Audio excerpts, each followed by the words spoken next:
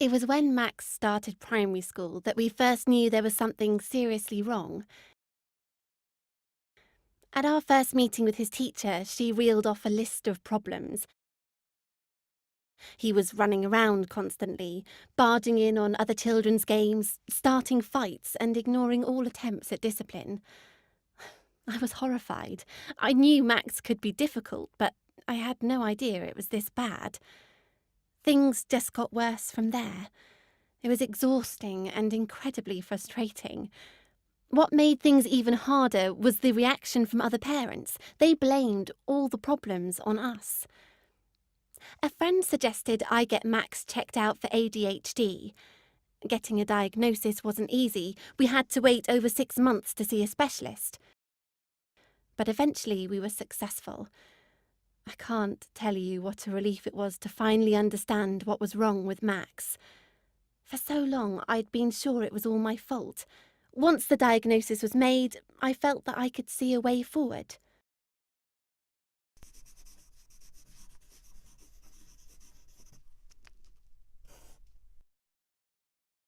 The specialist recommended we put Max on medication, but I was really resistant. He was still so young, it just didn't feel right to me. So we tried everything else: therapy, special diets, parenting lessons, even homeopathy. Nothing really worked. Max was a little easier to deal with at home, but things at school got worse and he fell further and further behind. It was really heartbreaking to see his reaction. You could tell he knew something was wrong and was doing his very best to put it right. But no matter how hard he tried, he couldn't do it. In the end, after a long time, we agreed to give the medication a trial run. We noticed positive changes within a day or two. Max was quieter, less hyper, and able to concentrate for more than a few minutes at a time. The transformation at school was even more remarkable.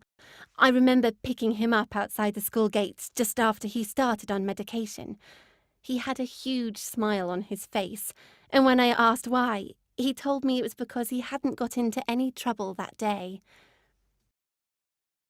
For 2 years or so, we thought Max's ADHD was under control, but then he started secondary school.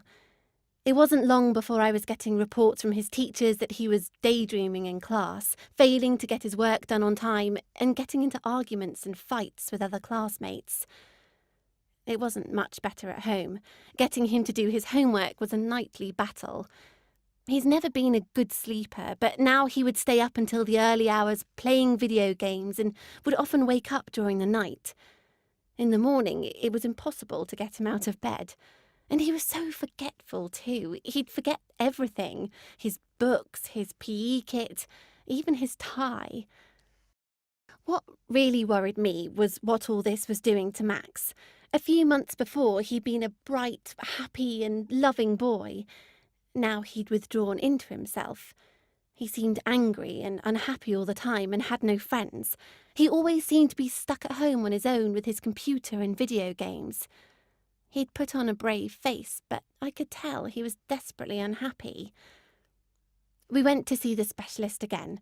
He thought a change in medication might help and suggested Max switch to a longer-acting medication that would give him greater control throughout the day. It took a little while for Max to adjust to this new medication, but once he did, things began to turn around. His teachers reported that he was better behaved in class and starting to catch up with his work. At home, he was more relaxed and easier to be around. He even started to get to bed at a reasonable time. Best of all, I could see that Max was finally starting to feel better about himself. Don't get me wrong, things aren't perfect. We still have rows from time to time, and he's finding it difficult to make new friends. But I know he's happier, and I'm confident that we're finally on the right track.